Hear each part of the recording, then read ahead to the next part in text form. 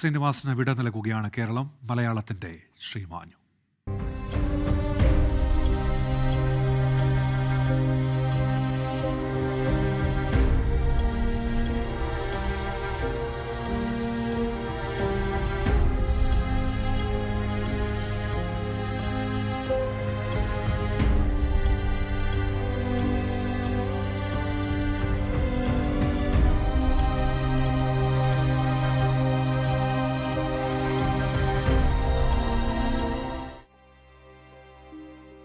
നടനും തിരക്കഥാകൃത്തും സംവിധായകനുമായ ശ്രീനിവാസന് സാംസ്കാരിക കേരളത്തിന്റെ അന്ത്യാഞ്ജലി. ഇന്ന് രാവിലെ തൃപ്പൂണിത്തുറ താലൂക്ക് ആശുപത്രിയിലായിരുന്നു അദ്ദേഹത്തിന്റെ അന്ത്യം.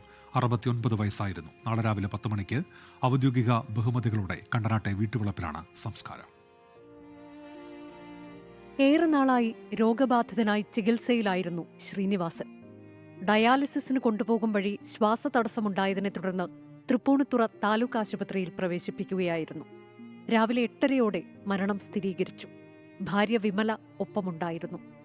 ചെന്നൈയിലേക്ക് യാത്ര തിരിച്ച മൂത്ത മകൻ വിനീത് ശ്രീനിവാസൻ വിമാനത്താവളത്തിൽ നിന്ന് ആശുപത്രിയിലേക്കെത്തി. സിനിമാ ചിത്രീകരണത്തിലായിരുന്ന ഇളയ മകൻ ധ്യാൻ ശ്രീനിവാസൻ ഉദയംപേരൂരിലെ വീട്ടിലെത്തി.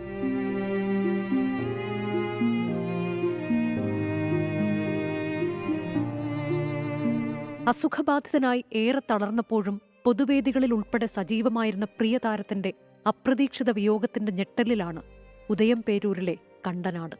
പ്രിയതാരത്തിനെ അവസാനമായി കാണാൻ കണ്ടനാട്ടെ വീട്ടിലേക്ക് നിരവധി പേരാണ് ഒഴുകിയെത്തിയത്.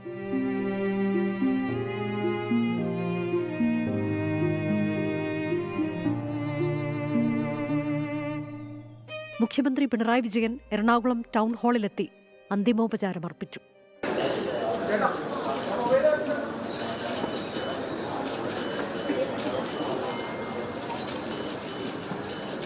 ശ്രീനിവാസന്റെ വിയോഗം സിനിമാ ലോകത്തിന് കനത്ത നഷ്ടമാണ് ഉണ്ടാക്കിയിരിക്കുന്നത്.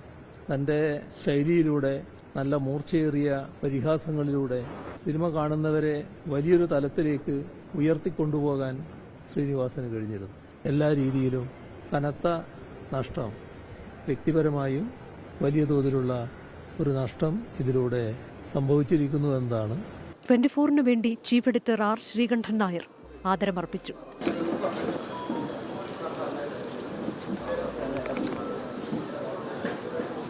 സാമൂഹിക, സാംസ്കാരിക, രാഷ്ട്രീയ രംഗത്തെ പ്രമുഖർ ടൗൺ ഹാളിലെത്തി. പ്രിയതാരത്തെ അവസാനമായി കാണാൻ നിരവധി പേരാണ് ടൗൺ ഹാളിലേക്കെത്തിയത്. News desk 24.